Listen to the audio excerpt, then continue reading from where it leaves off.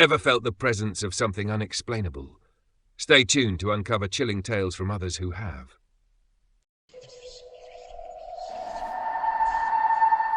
My friends and I, drunk and daring, broke into the abandoned Johnson house late one night.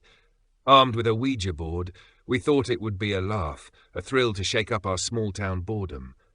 But things went wrong quickly. The planchette moved violently, spelling incomprehensible words.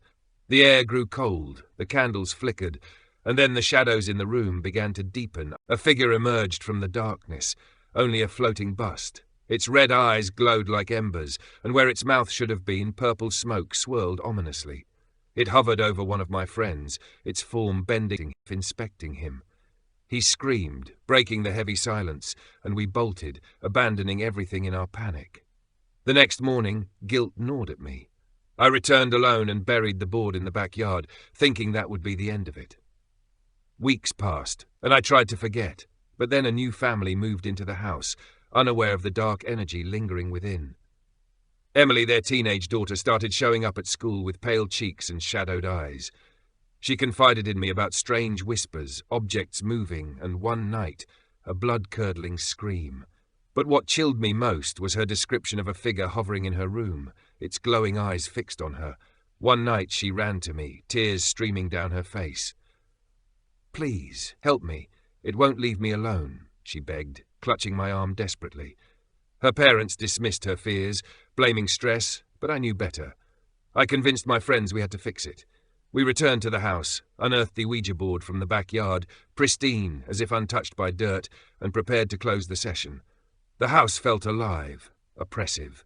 Shadows writhed as we placed the board in the living room. Then it appeared again, the floating entity. Its red eyes bore into us, the purple smoke writhing where its mouth should have been. It clung to the walls like a lizard before leaping to the ceiling, its movements impossible and horrifying.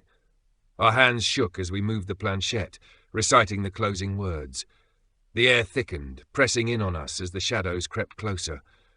The creature let out a screech that reverberated through my bones.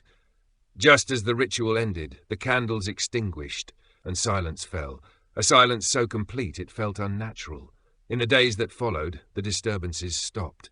Emily started to recover, her vibrancy returning bit by bit.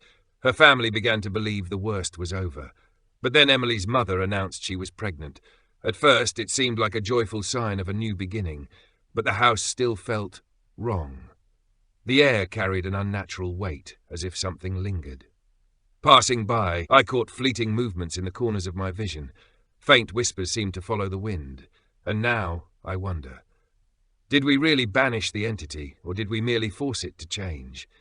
Could it have found a new vessel, nestled in her womb, waiting for its time?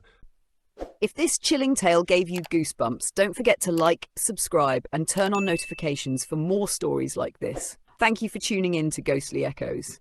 Until next time.